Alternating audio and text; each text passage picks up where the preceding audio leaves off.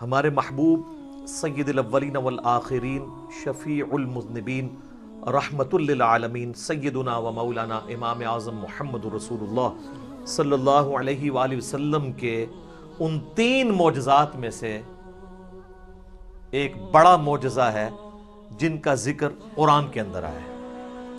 ہمارے محبوب صلی اللہ علیہ وآلہ وسلم کے 3 معجزات ایسے ہیں جن کا ذکر قرآن میں آیا، باقی بخاری اور مسلم میں تو درجنوں معجزات کا ذکر ہے، لیکن وہ 3 معجزے جن کو قرآن نے بھی بیان کیا ہے وہ سب سے زیادہ اہمیت کے حامل ہیں کیونکہ اس کا ذکر قرآن میں ہے۔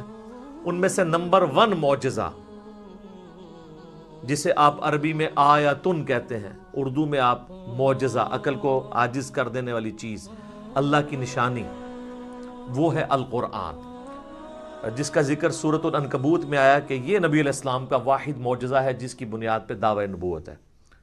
اور بخاری اور مسلم میں بھی کئی احادیث اس کو سپورٹیو ہیں۔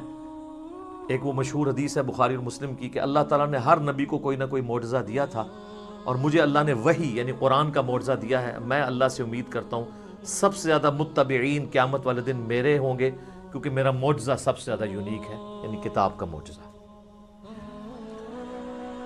اور دوسرا معجزہ آپ صلی اللہ علیہ وآلہ وسلم کا جو قرآن میں ذکر ہوا وہ شق القمر کا واقعہ ہے، جو سورۃ القمر کے سٹارٹ میں ہی آتا ہے، اقتربت الساعہ، قریب آ گئی قیامت، وانشق القمر، اور شق ہو گیا چاند۔ اس کانٹیکسٹ میں بخاری اور مسلم میں کئی احادیث ہیں کہ نبی صلی اللہ علیہ وآلہ وسلم کے مبارک زمانے میں چاند 2 ٹکڑے ہوا تھا اور پھر دوبارہ سے جڑ گیا۔ تو یہ وہ دوسرا معجزہ ہے جس کا ذکر قرآن کے اندر ہے۔ اور تیسرا معجزہ ہے معراج النبی صلی اللہ علیہ وآلہ وسلم کا معجزہ۔ اس کی کوئی تاریخ ہمیں احادیث کی کتابوں میں نہیں ملتی، نہ کوئی مہینے کا پتہ ہے، یہ اندازہ ہی ہے، بہرحال ہمیں اس سے کوئی غرض نہیں ہے۔ اگر کوئی سمجھتا ہے کہ معراج کا مہینہ ہے اور 27ویں رات ہے اور اس اعتبار سے اس مہینے کے اندر اس واقعے کو یاد کیا جاتا ہے تو اس میں کوئی ایسا مسئلہ نہیں ہے، بشرطے کہ اس میں قرآن و سنت سے جو چیزیں ثابت ہیں وہ بیان کی جائیں، قصے کہانیاں بیان نہ کی جائیں جو اکثر قصے اور کہانیاں بیان کی جاتی ہیں۔ تو یہ 3 معجزات ہیں جن کا ذکر اللہ تعالیٰ نے قرآن میں فرمایا ہے۔ اس میں ٹاپ آف دا لسٹ قرآن، اس کے بعد شق القمر والا یعنی چاند کے 2 ٹکڑے ہونے والا معجزہ، اور تیسرا معجزہ آپ صلی اللہ علیہ وآلہ وسلم کی معراج۔ اور یہ بھی یاد رکھیں یہ جو معراج ہم عموماً بولتے ہیں یہ بھی غلط العام ہے، اصل میں اس معجزے کا نام ہے الاسراء والمعراج۔ نبی صلی اللہ علیہ وآلہ وسلم کا رات کا زمینی سفر الاسراء اور المعراج، اور پھر آسمانی سفر، اور یہ دونوں سفر قرآن کے اندر موجود ہیں۔ جو زمینی سفر ہے الاسراء، وہ پارہ نمبر 15 ہمارا سٹارٹ اسی سے ہوتا ہے، سورہ بنی اسرائیل جو سورت نمبر 17 ہے اس کے آغاز میں ہی آتا ہے، اعوذ باللہ من الشیطان الرجیم، بسم اللہ الرحمن الرحیم، سبحان الذی اسری بعبدہ لیلا من المسجد الحرام الی المسجد الاقصی، پاک ہے وہ ذات جو اپنے بندے کو لے گئی راتوں رات مسجد حرام سے مسجد اقصی، ایک دور کی مسجد تک، جس کے ارد گرد برکتیں رکھی ہیں تاکہ ہم اپنے اس بندے خاص کو اپنی قدرت کی نشانیاں دکھائیں۔ الاسراء رات کا سفر، بیت اللہ سے لے کر مسجد ایلیا، یروشلم، بیت المقدس، یہ تینوں نام ایک ہی مسجد کے لیے، اور بعد میں وہاں پہ مسجد بھی بن گئی، حضرت عمر کے دور میں اس کا نام پھر مسجد اقصی رکھا گیا۔ قرآن جب نازل ہوا تھا وہاں اقصی لغت کے معنوں میں آیا تھا ایک دور کی مسجد، مسجد اقصی بعد میں بنائی گئی ہے، پہلے وہ بیت المقدس یا ایلیا یا یروشلم کہلاتا تھا۔ تو یہ ہے الاسراء، اور پھر وہاں سے آپ صلی اللہ علیہ وآلہ وسلم کو ایک براق پہ سوار کر کے آسمانوں کا سفر کروایا گیا 7ویں آسمان تک، اور پھر سدرۃ المنتہا، اس کا نام ہی ہے سدرۃ المنتہا، جہاں پہ مخلوق کی انتہا ہو جاتی ہے، وہاں تک اسے ہم کہتے ہیں المعراج، یعنی اونچائی کا سفر آپ صلی اللہ علیہ وآلہ وسلم کا۔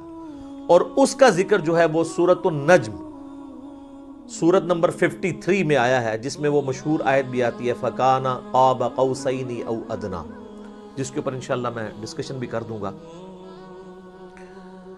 یہ یاد رکھیے گا میرے بھائیو، الاسراء والمعراج یہ پیورلی آپ صلی اللہ علیہ وآلہ وسلم کا جسمانی پلس روحانی سفر ہے. یہ کوئی خواب کا واقعہ نہیں ہے, کوئی روحانی ایکسپیرینس نہیں ہے. اگر یہ خواب کا واقعہ ہوتا تو کفار مکہ کو بھی ماننے میں آر نہ ہوتی. خواب میں تو بہت کچھ انسان دیکھ لیتا ہے. تو یہ جسمانی پلس روحانی ایکسپیرینس ہے.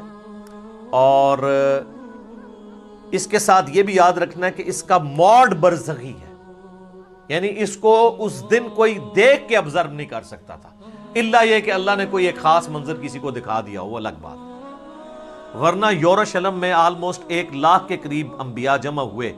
صحیح مسلم میں آتا ہے, یہاں تک کہ آپ صلی اللہ علیہ وآلہ وسلم نے فرمایا کہ مجھے جبرائیل علیہ السلام نے تمام نبیوں کا امام بھی وہاں پر بنایا. میرے بھائی, ہمارے شہر میں 100,000 بندہ جمع ہو جائے رات کے وقت تو تھرتھلی پڑ جائے گی, اور اس زمانے کے اندر. لیکن کسی نے وہ منظر دیکھا نہیں ہے, وہ ان سین بیریئر تھا. اور بیسیکلی یہ اس لیے کروایا گیا, جو سورہ آل عمران میں آیا تھا نا کہ اللہ تعالیٰ نے انبیاء کی ارواح سے عہد لیا تھا کہ اگر میں تمہیں حکمت دوں, نبوت دوں, اور پھر میرا کوئی پیغمبر تم میں آ جائے تو تم نے اس پیغمبر کی تصدیق کرنی ہے, جس طرح کہ یحییٰ علیہ السلام نے حضرت عیسیٰ علیہ السلام کی. اور نبی صلی اللہ علیہ وآلہ وسلم کی تصدیق تو سب انبیاء نے کرنی تھی, تو وہ اللہ تعالیٰ نے فزیکلی انبیاء کرام کو جو ہے وہ برزخی طور پہ وہاں پہ جمع کر کے, اور آپ صلی اللہ علیہ وآلہ وسلم کے پیچھے نماز پڑھوا کے آپ کی امامت کا اعلان کروایا کہ آپ امام الانبیاء ہیں صلی اللہ علیہ وآلہ وسلم, تاکہ سورہ آل عمران کا وہ والا وعدہ پورا ہو. وہ بڑا سٹرکٹ وعدہ ہے, اس میں یہاں تک الفاظ ہیں کہ مجھ سے یہ عہد کرو کہ جب میرے پیغمبر آئیں گے تم ان پر ایمان بھی لاؤ گے, ان کی مدد بھی کرو گے, اور میرے ساتھ یہ بھاری ذمہ اٹھاؤ, میں بھی تمہارے ساتھ گواہوں میں شامل ہوتا ہوں. اور اب بھی اگر کسی نے اس عہد کو توڑا تو وہ فاسقوں میں شمار ہوگا. یہ اتنے سخت الفاظ انبیاء کرام علیہ السلام کے بارے میں اللہ تعالیٰ نے ارشاد فرمائے. تو یہ برزخی اس کا موڈ تھا.